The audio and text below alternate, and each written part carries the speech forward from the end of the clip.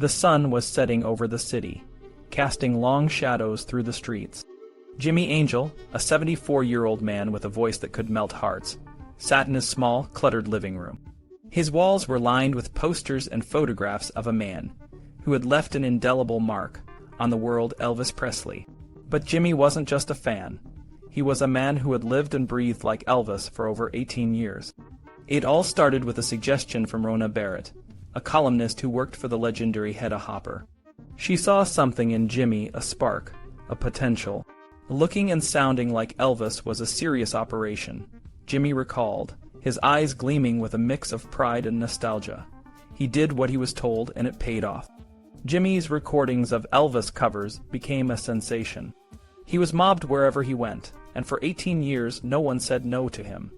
Elvis himself never objected to Jimmy's singing. After all, Elvis loved music and the attention it brought.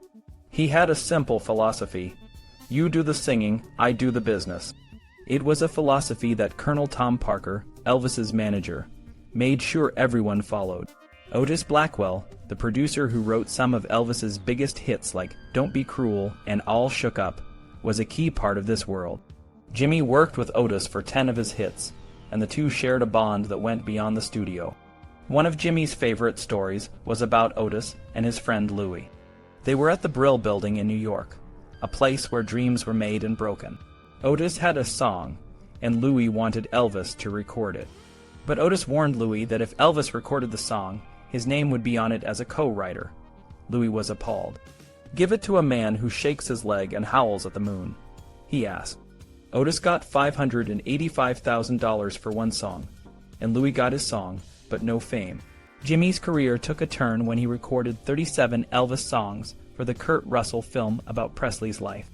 Before that, he had recorded some of the numbers in his own voice, but a songwriter suggested he try singing like Elvis. Reluctantly, Jimmy gave it a shot, and it changed his life. Jimmy didn't like to be thought of as just an impersonator. He was a fan of Al Jolson too, and he saw a connection between the two. Presley's Are You Lonesome Tonight has the same arrangement as Jolson's version from a decade earlier, he noted. Impersonators, he believed, carried on Elvis's legacy, but he acknowledged that they often got a bad rap. To the fans, impersonators were a way to keep Elvis alive. Vicky Sessler, a devoted fan, didn't need gifts from Elvis to feel connected to him. For her, hearing impersonators was enough. "He saturates your whole body with love," she said, her voice trembling with emotion. But there were others who believed Elvis never died in 1977. They claimed it was all a hoax to sell newspapers and books. Ronnie McDowell, another impersonator, dismissed these theories. "It's so stupid," he said. Elvis was the happiest man on stage. He could never have retired. For Elvis, Hollywood was just another town on his map, but it was where he showed the world he could be more than just a singer. In the film King Creole, he stunned everyone with his acting. Walter Matthau, who played a nightclub owner in the film, was amazed. "He could have been a fine actor," Matthau said.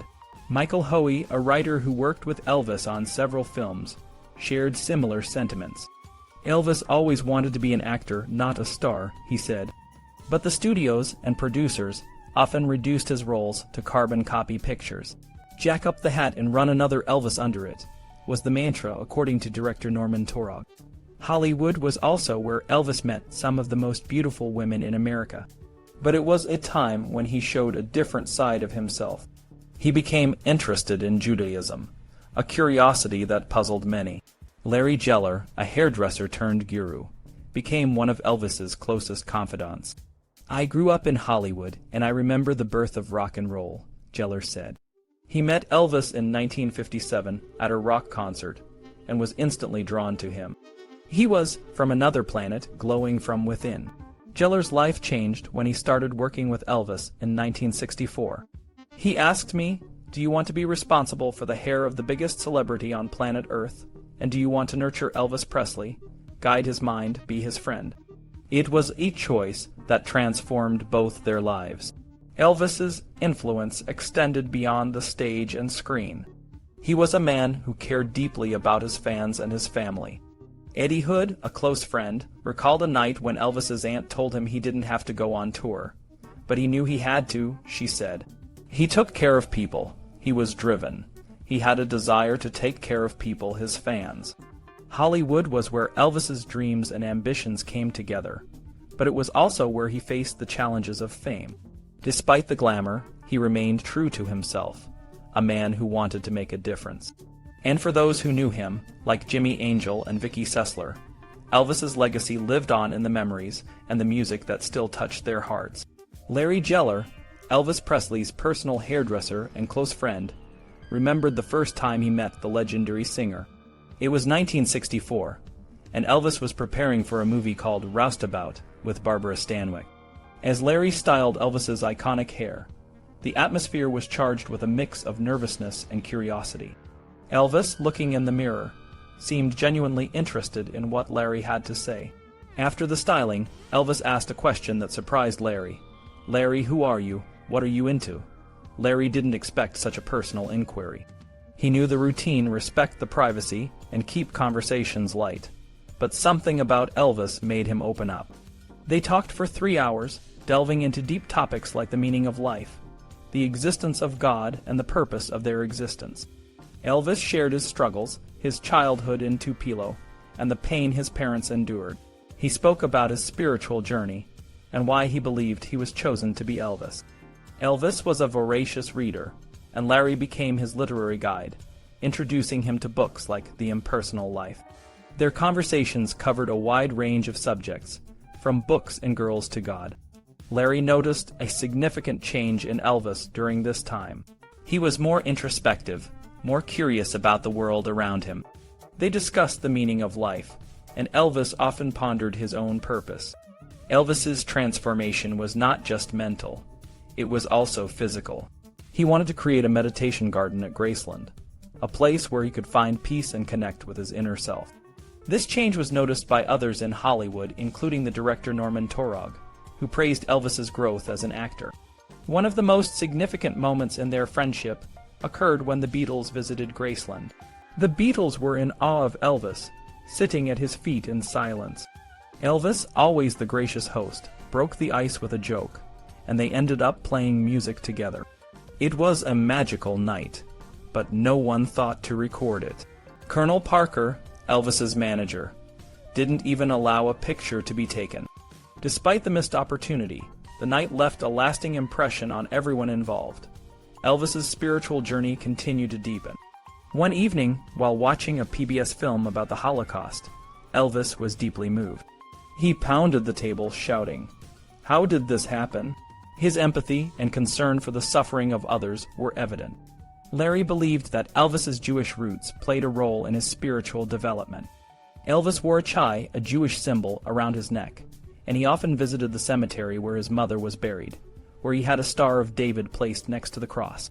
Elvis's generosity was another aspect of his character that Larry admired. On movie sets, Elvis would often give gifts to the entire crew, sometimes designing unique items like a watch that displayed a cross every 20 seconds. This gift, while unconventional, was a reflection of Elvis's deep spiritual beliefs. Larry also shared insights into Elvis's personal struggles. Despite his fame and wealth, Elvis was not immune to the challenges of life. He battled with prescription drugs, which were often provided by unscrupulous doctors. Larry and George Klein, another close friend, were aware of this problem but felt powerless to stop it. Elvis's diet was another issue, and his wife Priscilla tried to help him eat better. However, Larry believed that Priscilla was jealous of his close relationship with Elvis, which may have affected their friendship. Despite these challenges, Elvis remained a spiritual and introspective person. He often talked about his desire to become a monk, to show the world that there was more to him than his public image. Larry believed that Elvis was a genius, a man with a deep sense of purpose and a profound connection to the world around him. Their friendship lasted until the end, and even today, Larry speaks of Elvis with affection and admiration. He sees their relationship as a part of the ongoing story of Elvis Presley, a man who lived the American dream and left a lasting legacy. Sam Thompson had a different take on Elvis Presley's life, especially regarding his prescription drug use. Sam agreed that Elvis loved his food, but insisted he never saw Elvis eating those famous banana and peanut butter sandwiches. According to Sam, Elvis's prescription drug habit played a significant role in the breakup between his sister Linda and their employer. Sam had witnessed Elvis taking prescription drugs and had even confronted him about it, but Elvis threatened to fire him, saying the pills were more important than Sam's concerns. Sam made it clear that while Elvis took prescription drugs, he didn't consider them the same as illegal drugs. In fact, Elvis was known for being tough on drug use, even having a badge to prove it. Ironically, Sam believed Elvis was fooling himself about the danger of his prescription drugs. The real high for Elvis, though, was the stage. Sam Geller, a close friend, summed it up. Most people are interested in his music. But by the early 1970s, Elvis's music was facing a downturn. Record sales were dropping, and it was becoming a serious issue. This was when Hollywood was expected to step in and save the day. One night, over dinner at Graceland, Elvis's producer brought up the problem. He explained that they were having trouble getting the right people and resources to make hit songs. George Klein, a longtime friend, saw his chance to speak up. He told Elvis that he deserved the best, not scraps from songwriters looking for publishing rights. Elvis agreed and decided to focus on recording hit songs. One of the songwriters suggested a song by Barry Manilow, and Elvis ended up recording Suspicious Minds and In the Ghetto, which became hits. Despite these successes, there was one major missed opportunity. Barbra Streisand wanted Elvis to co-star with her in the film A Star is Born. She lobbied hard for him, but Colonel Parker, Elvis's manager, kept saying no. The Colonel was a powerful figure, and many people blamed him for this lost chance. George Klein, however, acknowledged that the Colonel was a great manager who made some mistakes, and A Star is Born was the biggest one. Some, like Sonny West, believed it was Elvis himself who didn't want the role, making impossible demands. Either way, it's clear that the decision not to take the role was a significant turning point in Elvis's career. If he had starred in the film, it could have been a game changer, but it might also have been a flop. The film with Chris Christopherson and Streisand and was not a success, and it's hard to say how it would have fared with Elvis. Elvis's transition to Hollywood was complex. While he struggled at first, he eventually grew more comfortable and even endeared himself to his co-workers. Walter Scharf, the musical director for several of Elvis's films, spoke highly of his professionalism and respect. Scharf said that Elvis was always cooperative and willing to re-record songs to get them right. He described Elvis as a hard worker and a kind person, despite his fame. Elvis's life in Hollywood also had a more personal side. Celeste Yarnall, an actress who worked with Elvis on Lave a Little, Love a Little, recalled their close friendship. She described Elvis as a man with two sides, one that adored women and another that was very much a man's man. She remembered his kindness, intelligence, and spiritual side. Elvis was interested in books and spiritual topics, which sometimes upset Colonel Parker, who would confiscate his books. Despite his fame, Elvis was deeply affected by fatherhood and the birth of his daughter, Lisa Marie. He felt overwhelmed by the changes in his life, but was always curious and kind. Elvis's time in Hollywood was a mix of professional challenges and personal moments. He was a complex individual who left a lasting impact on everyone he met, both on and off the screen. The woman was amazed by how different Elvis sounded when he sang operatic arias. She said, no, he didn't sound like himself. He sounded like one of the great tenors. He did this right there, while electricians and technicians were working, surrounded by all their equipment. The crew treated him like a king, but those who knew him well treated him like family. When she was on set, he would get up on a makeshift bandstand and perform, playing an instrument. He could sing bass baritone with a range of 3.5 octaves. The set crew admired Elvis as much as she did. They admired him. You wouldn't have been on an Elvis Presley set if you couldn't get on with Elvis. But none of them had experienced the kissing scene like she did. The kissing scene was the first scene in the movie for me. I was lit for this kiss. It was quite nice, I must tell you. The movie was based on a book called Kiss My Firm But Pliant Lips. It's not a title to take lightly, she said, and she couldn't help but agree. The first thing she thought during the kiss was, I am indeed kissing firm but pliant lips, a beautiful set of lips, topped by beautiful sapphire eyes, with gentle sparks flying. They rehearsed, and they only needed one take. He wore dark makeup, and she was very fair. The makeup artists were constantly cleaning his dark makeup off her, and her fair makeup off him. She spent the whole morning kissing Elvis. It was coming up to lunchtime, and they were in the middle of a madly passionate kiss when she heard the director say, "Okay, cut. Let's break for lunch. Cast 1 hour, crew half hour." But Elvis wouldn't stop kissing her. She could hear the arc lights shutting off, and the set getting dark, but Elvis kept kissing her. The director, Norman Torog, was calling, "Okay, Elvis, lunchtime. Okay, Elvis, stop kissing." Finally, he shouted, "For God's sake, we have to feed her." She didn't want to insult this beautiful man, but she was starting to break, and eventually he let her go. They went to lunch. It was only a rehearsal, and there was more kissing after lunch. When asked if the kissing had to stop after the cameras were turned off, she replied, "Our friendship lasted during the filming, and there was a later attempt to get back together, but our lives had some complexities that made it impossible. I carry with me today the profound feeling of having been a friend of Elvis." Elvis had perfect pitch and an incredible memory for the script. "It wasn't the script of our future life that was the problem," she said. Elvis's work schedule was hectic. He was preparing for the comeback special and was very nervous about it. "I told him they'd love him," she said, recalling how he asked, "Do you think they will remember me? Will they like my music?" He couldn't have known how it would be when they spoke, all those years after his death. Elvis was very concerned about what was happening in America and the world. During Martin Luther King Jr.'s funeral, he asked her to join him in his dressing room. He said that if he couldn't be there in person, he was going to sing. In his dressing room, in front of her and the important people, he sang Amazing Grace. He was worried about what had happened and what was happening to their country. It was a very powerful experience. When asked about Elvis's attitude toward filmmaking, she said, "It was a love-hate relationship. He was a brilliant actor, but his talent was untapped." She believed that if he had done A Star is Born, an Academy Award was on the horizon for him. "The film we made together was a little less ambitious," she said, but she felt he enjoyed making Live a Little, Love a Little. There were only a few songs in it. It was a romantic comedy to show another side of himself, she explained. Susanna Lee, who co-starred with Elvis in Paradise Hawaiian Style, remembered that Elvis could be petulant. One night, he went mad when she said no to him because Richard Harris came to see her.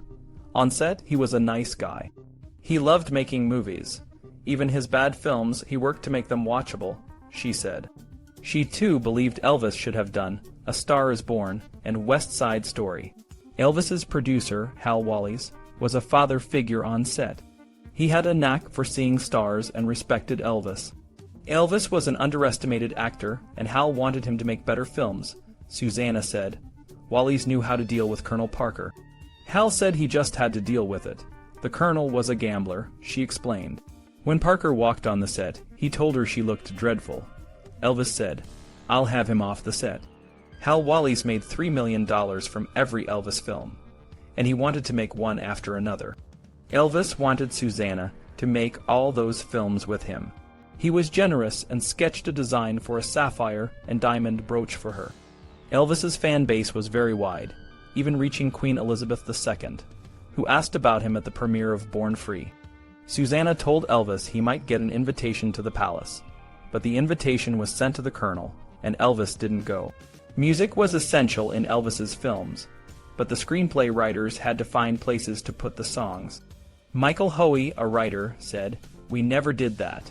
We wrote the script and then looked for places to put songs." He was satisfied with Elvis's performances. Torog thought he was a terrific light comedian. He had problems with subtext, but given time, he could have gotten there. Elvis had two sides, Elvis Presley the performer and Elvis Presley the person. Every business decision was made by the Colonel. When Elvis left films and went to Vegas to perform again, he was taking back his life. Larry Geller, a close friend, said, Elvis was going to get rid of the Memphis Mafia, go to Hawaii, get healthy, and end his association with Parker. One night in 1977, Elvis was very ill. The Colonel demanded to see him, despite Elvis needing rest. Elvis told Geller, "We're going to that house in Hawaii. We're going to read, get more books, meditate, start a charity, and produce movies. Elvis had health problems, including hypertension, a spastic colon, and a bad throat. His nightstand was like a drugstore, and he was taking pills every day. Dr. Nick was with him on most tours because of his upbringing and lack of access to medical care. The Colonel didn't think about that. Norman Torog was good for both Elvis and Howie. I learned a lot from him. I loved him, Howie said. Elvis showed his appreciation by giving Torog a Cadillac, though Torog was blind by then. Howie didn't get cars, but received televisions and belt buckles. The first time Howie met the Colonel was at a dinner party. The Colonel tried to impress him with a story about how he tricked Hal Wallis into paying more for a deal. Howie didn't like the Colonel, but the story showed how the Colonel operated. Wallis, the veteran producer, took the Elvis Presley movies very seriously. They weren't just projects for his twilight years. Howie, a colleague, explained, while he was making an Elvis Presley movie, he could have been making a John Wayne picture, but he chose Elvis. However, Wallis didn't see these Elvis movies as top-tier productions. They were a means to an end, a way to fund more prestigious films like Beckett and adaptations of Tennessee Williams' works. Elvis Presley himself fit into the Hollywood scene in a unique way. In some of the Fox movies, he tried to act more seriously. He admired actors like Marlon Brando and James Dean, but never aspired to be in their league. He was a star, and I think he wanted to be a good actor, but not a major movie star, Howie noted. The story of Elvis in Hollywood is also the story of Elvis and his manager, Colonel Tom Parker.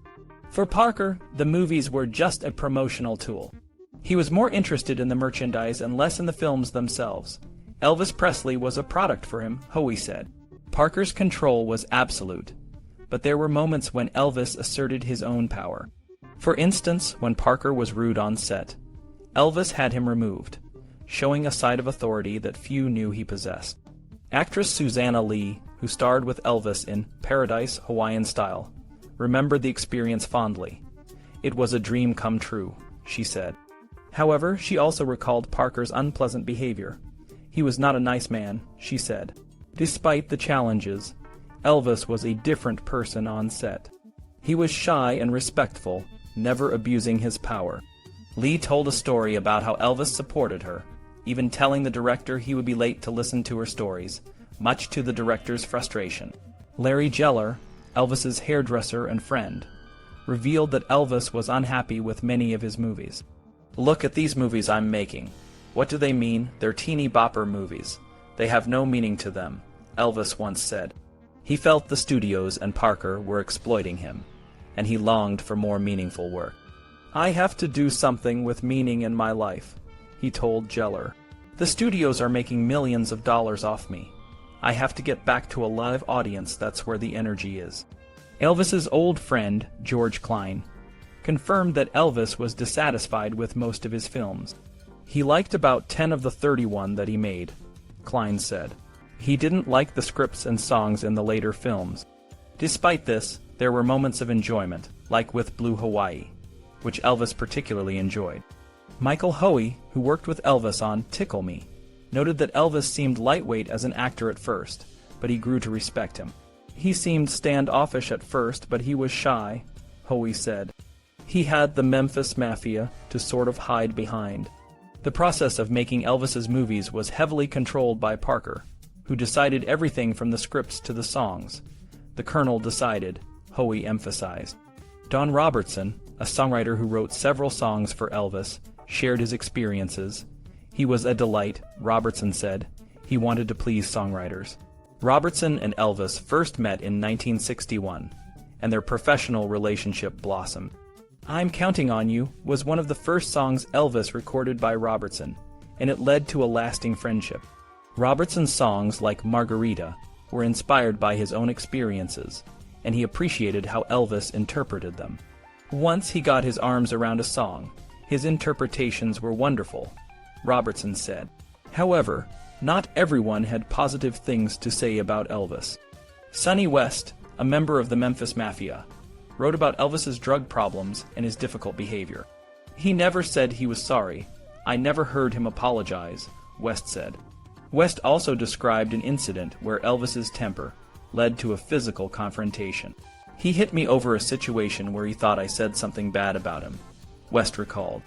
Despite this, West admitted that Elvis admired when people stood up to him, even if it annoyed him. These stories paint a complex picture of Elvis Presley in Hollywood. He was a star who wanted more from his career, a shy man who commanded respect, and an artist who longed for meaningful work. Despite the challenges, he left a lasting impression on those who worked with him, both in front of and behind the camera. The tension in the room was thick as he picked up the soft drink bottle.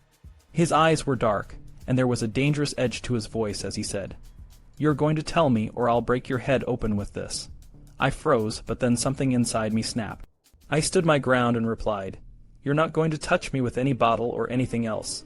You've changed so much. I don't want to be around you. I quit." He looked taken aback for a moment, the bottle wavering in his hand. Then, with a sneer, he said, "You can't quit, you're fired." I didn't hesitate. "I'm out of here," I declared and turned to leave. He drew back and hit me in the jaw. Tears welled up in my eyes, but I refused to back down. "I never thought you could do something like that," I whispered. Gene tried to smooth things over later, saying, "Elvis never should have hit you." Elvis apologized, and it was the first and only time he ever did. He seemed to admire that I had stood up to him, but the damage was done. Drugs had changed him, and I knew it was only a matter of time before I would be fired. Kathy Westmoreland, his girlfriend, started seeing other men, and Elvis became jealous. He warned us that we would have to look for other jobs if we didn't stop talking about his drug use, but we cared about him too much to stay silent. Before he got sick, he warned us we would have to look for other jobs if we didn't stop saying things, but he meant more to us than the jobs, so we didn't stop being on to him about the drugs. I explained.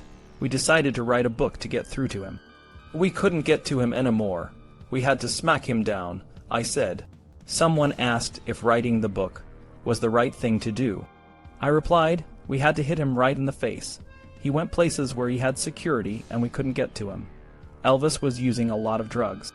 We knew he was taking cortisone spray for his throat and a mix of prescription drugs like Demerol, Percodan, and Valium.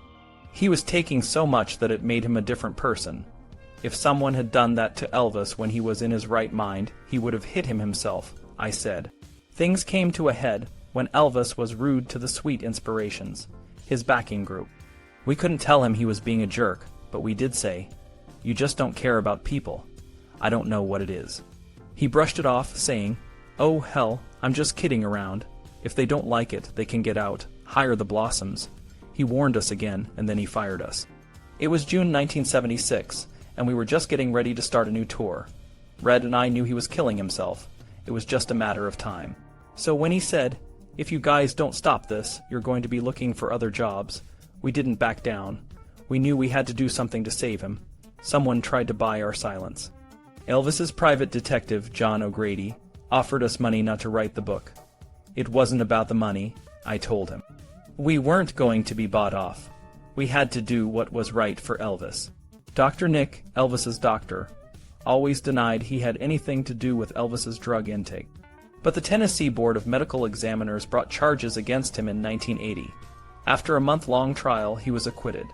Dr. Nick insisted. Elvis took pills for certain situations, but he wasn't taking off the street drugs. He hated drugs. But the truth was, Elvis was taking a lot of prescription drugs from multiple doctors. Elvis's health was deteriorating, and it was obvious to everyone around him. His face was bloated, and his girth had grown. His clothes were heavy and made from synthetic fibers, making it hard for him to breathe. His performances were still drawing crowds, but his friends and family knew the end was near. Linda Thompson, Elvis's ex-wife, stayed by his side during his hospital stays. He had 2 hospital stays, and he insisted I had a hospital bed next to him. If his bed was raised, so was mine. He didn't like the hospital food, so we had the housekeeper bring us peas and meatloaf and mashed potatoes and gravy, she recalled. She was always there for him, but she could see the toll the drugs and stress were taking.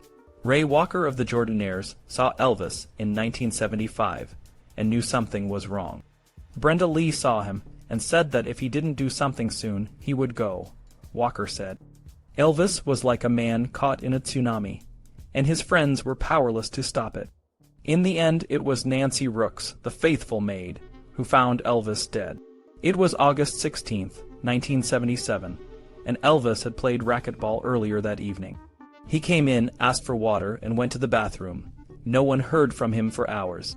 Ginger Alden, his girlfriend, finally checked on him at 2 a.m. and found him lifeless on the bathroom floor. Nancy was devastated. "I hurt too much to cry," she said. She knocked on Lisa Marie's door, and when the young girl finally opened it, everyone was crying. It was a day no one would ever forget. Joe Esposito, one of Elvis's closest friends, was the first to arrive at the scene. We were about to go on tour to Portland, Maine. Ginger called on the intercom and said Elvis had fainted. Al Strada and I went upstairs, and I knew it was more than just a faint, he recalled. Esposito tried to revive Elvis, but it was too late. Dr. Nick arrived and confirmed that Elvis had been dead for hours. Marion Koch, Elvis's personal nurse, wasn't there when it happened, but she was brought in later.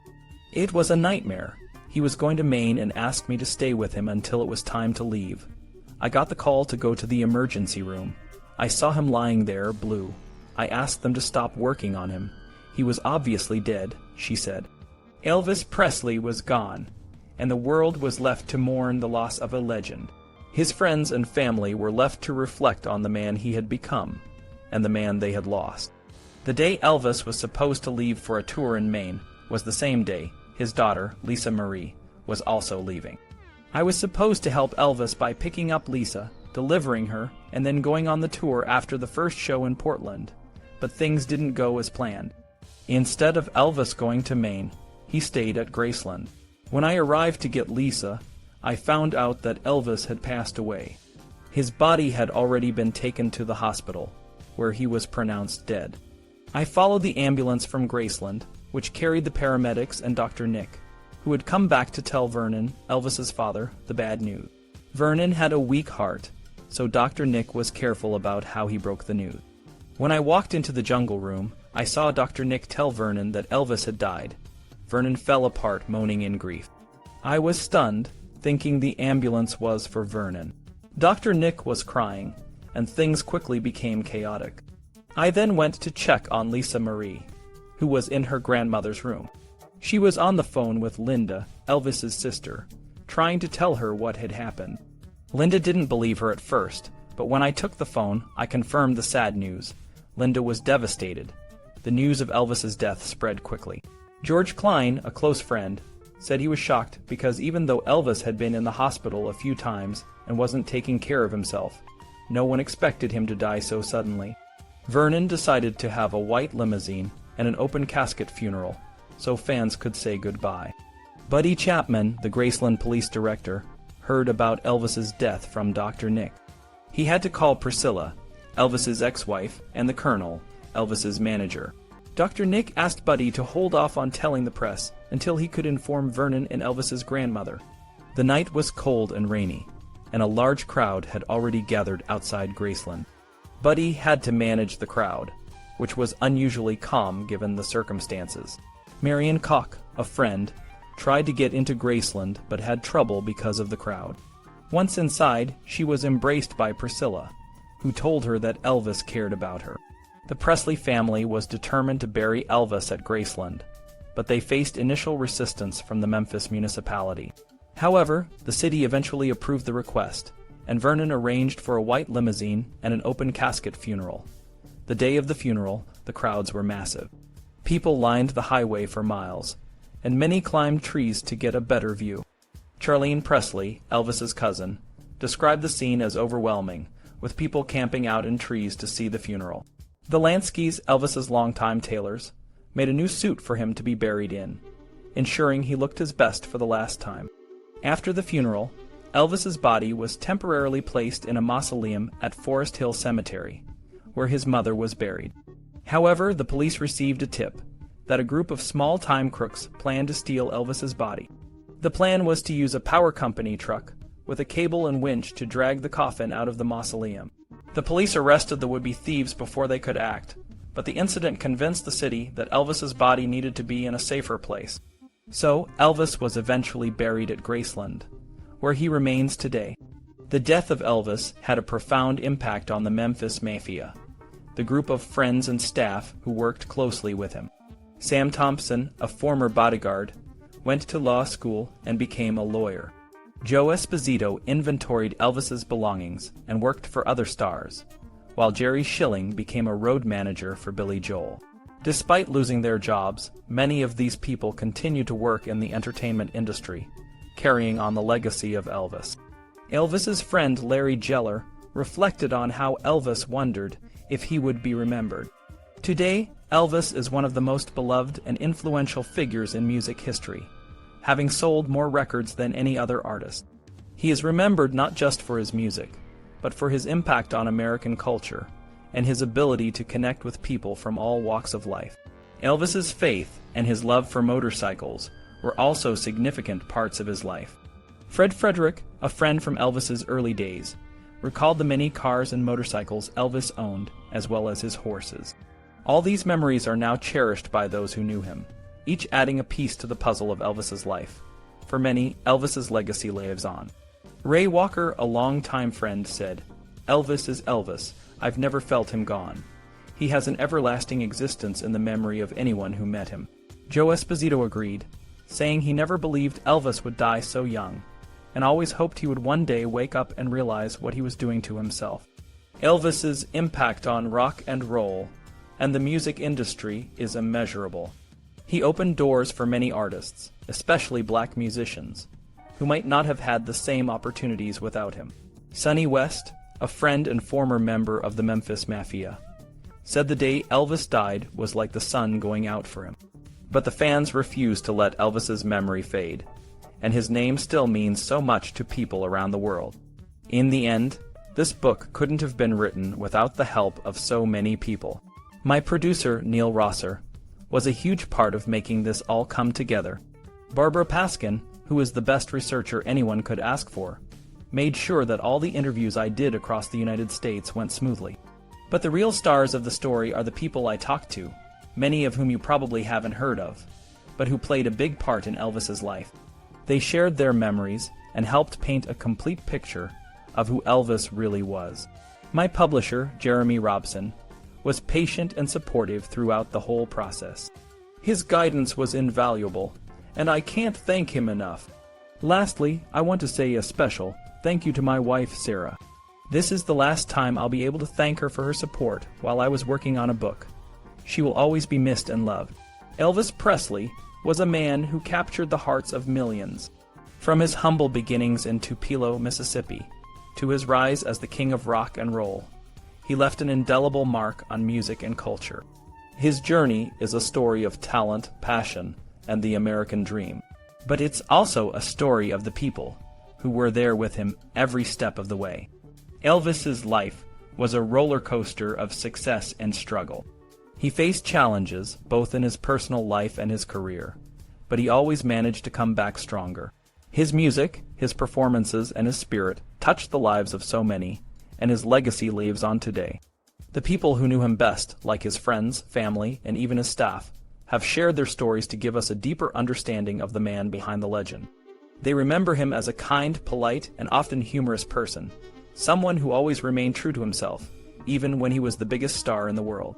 Graceland, his home, became a symbol of his success and a place where he could be himself. It was more than just a house. It was a sanctuary where he could escape the pressures of fame. But it was also a place where he could be close to the people he loved, from his daughter Lisa Marie to his many friends and loyal staff. Elvis's story is not just about his music or his movies. It's about the impact he had on the world and the people who were part of his life. It's a story of a young man from the wrong side of the tracks who became a global icon, and it's a story that continues to inspire and captivate people of all ages. In the end, Elvis Presley was more than just a singer or a performer.